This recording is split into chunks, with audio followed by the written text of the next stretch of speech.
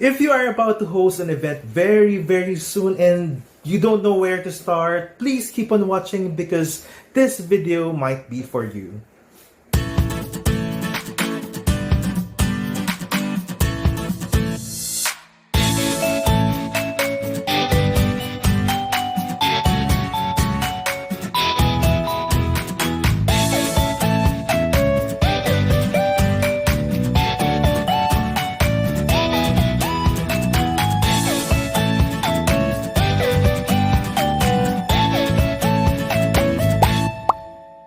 Hello mga ka-Vero! It's nice to see you again here on Very Well Said, the channel where we can talk about any event-related stuff. As a professional event organizer, let me help or guide you in planning your personal event. And today we're going to talk about color, motif, and theme. And let us start by defining these two important words in events planning. Color motif, as we all know, ito yung color palette na magdadala ng isang event. Pwedeng monotone, like one color. Pwedeng two tones, like combination of two colors. Pwedeng multicolor, like three colors or even more. You can also play with monochromatic. Ito yung one color playing on different shades and hues. And magiging part din ng color motif yung metallic elements like gold, silver, or rose gold. Yung theme naman, ito yung kabuuang konsepto ng isang event, maliban sa patterns and colors. Like example, vintage, Filipiniana, bohemian, rustic, shabby chic, or Victorian, whimsical, enchanted garden. So marami iba't ibang theme yan. Pwede ka rin sumunod sa isang specific element. Let's say, cherry blossom or owl-inspired event. Or even mga Hello Kitty inspired event in a wedding or in a birthday or sa kahit anong klaseng event pa yan, kahit corporate event pa yan, it's nice to have a theme to follow. Let's try answering 11 questions that I am usually getting as an event organizer. In this way, mabigyan po kayo ng mga tips and advice as you finalize your theme and motif. First question, pwede bang walang motif or theme? Pwede naman ng isang event walang motif or theme na susundin. Kaso nga lang mas maganda kung meron kasi ito yung magbibigay ng flavor sa isang event. Kasi kung wala, para ka lang nagpa-symposium or para ka lang nagpa-seminar na walang sinusunod na theme and motif. Kasi kung meron, mas nagiging solid and hindi sabog yung event. Mas nagmumukhang pinaghandaan at pinag-isipan. This makes the event unique with character. An event should be entertaining, memorable, and fun. Question number 2, is a theme or motif dependent on budget? Partially yes. Kasi sa theme wala namang problema. Kasi ang mga stylists or ang mga caterer and hotels, meron na silang mga ready na colors sa mga table linens, ganyan, sa mga ribbons ng chairs, sa mga setup. So halos walang magiging problema pagdating sa color motif. Pero with the theme, dependent talaga ang theme sa budget. Kasi syempre, what if your theme is royal inspired, tapos ang chair mo is covered monoblock chair or crazy rich Asian, tapos yung setup mo more on Malaysian mom. So yes, dependent ang theme sa budget. Question number 3, saan ba mas nakakamura? Sumunod sa theme or sa motif?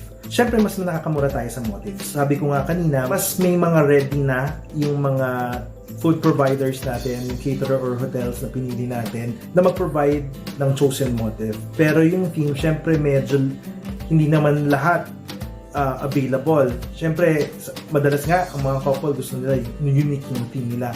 And sometimes, yung mga stylists or yung mga hotel or caterers, walang existing nung unique theme na napili nila. So, to prepare for that, mas nagkakaroon ng paghahanda for the budget. So, yes, mas nakakamura sa motif over the theme. You may opt not to have a solid theme. So, pwedeng motif na lang siya. Although, pag sinabi mo namang motif lang yung meron, following a classic concept is also a theme. In that way, may theme ka pa rin naman. Pero ang point lang natin dito, more on motive yung guide mo. Hindi ka masyadong confined with kung Victorian man yan or contemporary, vintage. You are solid with just following a motif or a color motif.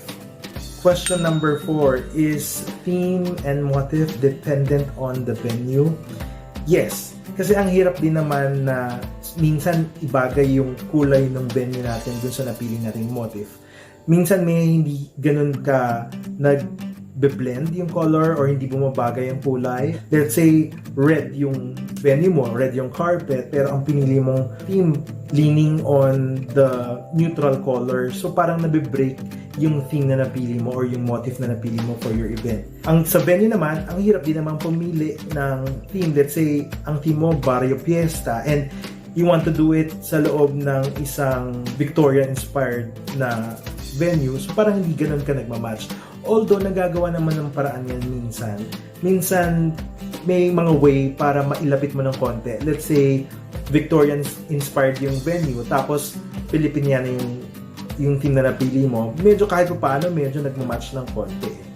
So, kayang gawa ng paraan. Pero ang mahirap, yung naka-cherry blossom inspired na event ka, tapos ginawa mo yung event mo sa isang Chinese restaurant. So, parang medyo mahirap yata yan. Tignan natin kung ano yung talent ng stylist mo para talagang mag-match yung venue dun sa napili mong theme. But, it matters. Yung pagpili mo ng theme mo dun at yung venue mo, yung pag-match ng dalawa. Question number 5, what should I do? I don't have any idea. How should I start selecting or finalizing theme and motif for my event? Marami namang pwedeng pag-isipan. Let's say, ano ba yung profession ninyo? Or ano ba yung favorite ng kid na magsa-celebrate ng birthday? Or ano ba yung favorite color mo as a person? So, syempre, you have to match your chosen motif and theme sa personality mo. So, or sa personality ng celebrant or the one hosting the event. Doon muna mag-start. So, siguro yung character ng celebrant, try natin mag-mirror dun sa pipiliin nating motif and theme. So, in that way, doon makakapili ka. Ano ba sa tingin ninyo yung pwedeng piliin na motif and theme? Let me also add one tip. Determine first kung ano yung mas gusto mong i-feature for your event. It could be the color motif or the theme. Let's say, mas gusto mong makita yung favorite color mo. Then, you finalize the choice for the color motif and then you select a theme na babagay dun sa choice of color motif. Or, finalize the theme and then you select kung ano yung babagay na motif dun sa theme na napili mo. So, either way, pwedeng mag-work siya. Question number 6, can we combine two different themes? Okay, ang theme hindi yan parang motif na madaling i-combine yung color or madaling ibagay. As much as possible, let's not combine two different themes. Mas maganda, pumili lang isa para mas cohesive yung theme. Although, case-to-case basis din yan. Sometimes, merong mga theme na in between. Example, the rustic. Rustic with shabby chic, medyo parang pwede siyang mag-blend. Rustic with vintage, pwede rin siyang mag-blend. Pero yung vintage with the shabby chic, parang hindi siya babagay. So parang hindi siya magmamatch. So you have to be careful. Ito yung kadalasan ko nakikita sa mga events. Halo-halo, nandyan na yun sa table yung cherry blossom, nilagyan ng Victoria-inspired na mga vase, tapos yung backdrop, nilagyan ng rustic. So parang, ano ba yung theme? Halo-halo theme ba? So, minsan yun yung dapat ingatan natin. Minsan kasi parang lahat salpak na lang ng salpak. So, hindi nagiging solid yung theme ng event. So, you have to be careful. To answer the question, yes, you can combine, pero as much as possible, focus na lang sa isang theme. And you have to do a research very, very well. Yung color, by the way, yung motif, dependent din yan sa theme na pipiliin mo. Let's say, you're going for shabby chic. Diba? It's more on pastel blue or pastel pink, mga lilac, ganyan, mga pale colors, tapos biglang lalagyan mo ng red, parang hindi yata nagmamatch yung wine red sa shabby chic. So you have to be careful. Ang pinaka-tip dito, you have to research well. Question number 7, saan ba ina-apply ang theme and motif? Well, napakaraming elements ng wedding. So you can apply it on invitation, of course, sa table centerpieces, sa backdrop, even yung music, even yung attire. So marami kang pwedeng applyan. Pero nire-remind ko din minsan yung mga couple or yung mga celebrant or yung host ng event. Sometimes nagmumukha tuloy costume party kasi mo-OA sa pagsunod sa theme. Let's say for a wedding, they chose Game of Thrones. Tapos to the point na naka-costume na yung groom. Binigyan na nila ng cape, tapos pinag-boots na nila, and then yung bride, yung pinaka-wedding dress niya, sobrang medieval na. So nangyari is, the entire wedding, nagmukha na siyang parang costume party. So you have to be careful also. If you are game with it, yung talagang i-exaggerate talaga yung theme, okay din naman. Pero wag natin kalimutan, yung theme dapat inspiration lang. Diba? Yun lang yung magiging guide para maging parang solid yung tema ng event. Pero hindi naman kailangan talagang i-exaggerate everything. So parang kung ang theme ng wedding, kunwari heaven theme, heaven inspired na wedding, actually, hindi mo naman kailangan na magsuot ng pakpak yung angel, yung flower girl. Although, pwede rin naman talaga, pero hindi mo kailangan ganun i-exaggerate. Pwedeng naka-white dress lang yung flower girls, pwedeng meron lang siyang a little symbolism, ganyan, pero hindi niya kailangan ng halo and pakpak para lang sumunod sa cake. Pwede rin naman na yung topper magre-represent ng theme na pinili mo. It doesn't have to be the entire cake sumunod. Pero at least, yung motif, sinunod niya, tapos yung topper, nakasunod sa theme. So, nagmumukhang solid na siya. Hindi mo kailangang i-exaggerate. Sa prenup shoot, ganun din. You can go for classic choices ng mga wardrobe, ng mga attire. Hindi mo kailangang sundin yung theme mo dun sa prenup attire mo. Although, it will help. Pwede kung meron kang, let's say, you have the timeless attire for the formal and the casual wear. Tapos you can have your third set na thematic. Question number 8, pwede ba bawat pwedeng requirement iba-iba yung theme and motif? No. Ang hirap naman na yung cake mo Hello Kitty inspired, tapos yung backdrop mo Filipiniana, tapos yung table centerpieces mo Great Gatsby, and then yung ceiling mo Bohemian inspired. Diba? Parang yun nga, sabi ko nga, kung halo-halo theme wedding, baka pwede pa, or kung chop suey theme wedding yan, pwede yan. Pero as much as possible talaga, to be serious, just select one theme for all the event requirements, tapos para mas maging solid siya. So wag natin paghalu-haluin. Kasi kaya ka nga nag-theme para maging solid yung konsepto eh. Tapos ang gagawin mo, bawat event requirements, naka-theme pero iba-iba. So useless, hindi siya mag-work.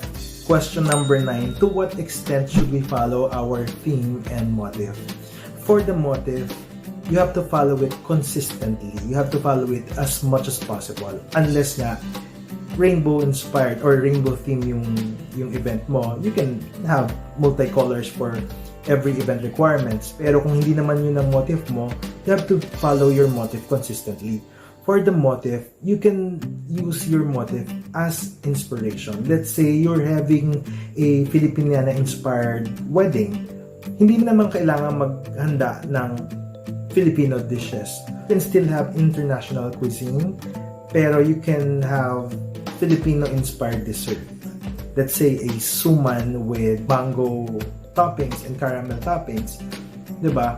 So, or a halo-halo, or a bibingka station, pero hindi mo kailangan gawing Filipino yung lahat ng pagkain. So, you can use your theme as an inspiration.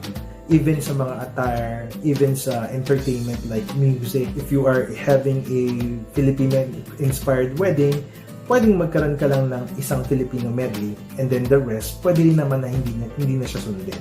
Pero again, if you want to follow talaga siya na talagang i-exaggerate yung theme, pwede rin naman talaga. And I admire those kinds of event na talagang sinusunod yung theme ng consistent. But again, ang point ko lang naman dito, hindi naman kailangan sundin ang theme ng ganun ka-exaggerated. You can have your theme as an inspiration only. Basta i-clarify ko lang, wala namang rule. Pwede ka namang mag-exaggerate ng execution mo ng theme. Like yung wedding ni Tessa Prieto, di ba? It's parang African, ganyan. Talaga exaggerated yung execution. And that's fine. And it's very, very nice. Pero, hindi nyo kailangan magpa-pressure. Hindi nyo kailangan sumunod ng ganun lagi yung execution. Pwede nyo siyang gawin as inspiration only. Either way, exaggerated or inspiration lang, okay lang yan. Pero sa akin lang dito, hindi kailangan ma-pressure ng exaggerated na execution ng theme. Question number 10, what is the best motif and theme?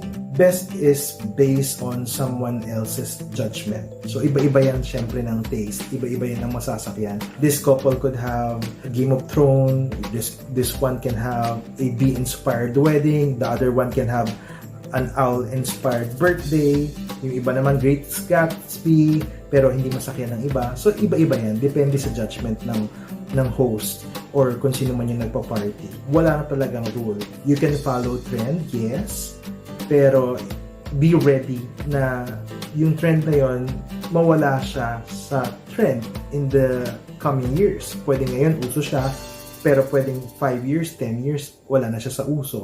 So, nagmumukhang pinaglaruan yung wedding mo. If you are okay with that, na parang, okay lang ako, basta gusto ko yung theme na yan ngayon eh. Kahit 20 years from now, gasgas na yung theme na yan, I like it and I'm ready to accept that. Then that's fine. Pero kung gusto mo ng timeless talaga, it's safe to go for a non-thematic event. Tapos, you be consistent on motif lang. Let's say a black and white wedding or an all white wedding, they are timeless choices. But again, hindi ako pwedeng magbigay ng sarili kong comment kasi nga, what's good for me may not be good for you. So iba-iba rin yan. So ang kailangan lang dito, mag-reflect yung personality niyo dun sa pipiliin yung motif and theme. Let's say for a wedding, itong couple na to, sinabi nila parang, I would like to go for classic. Ayaw namin ng mga ganyang thematic masyado kasi magiging baduy yan eventually. Pero sabi naman ng isang couple, ayaw namin ng classic kasi masyadong safe. Masyado siyang boring. Parehas may point. So parehas naman okay. Question number 11, is there one specific rule to follow in choosing a theme and motif? Well, for me, just choose a theme and motif that speaks about you, regardless of what others think. Period, exclamation point. That's it. I welcome different opinions. If you are disagreeing on something that I've said, please comment down below so that others can hear you and so that they can consider it. It might also break my own thoughts, judgment, and opinion. You may also type in your question and suggestion. And if you find this channel very helpful and interesting, please do consider subscribing. And don't forget to click the notification button for updates. Thank you. Bye-bye. See you mga kabero.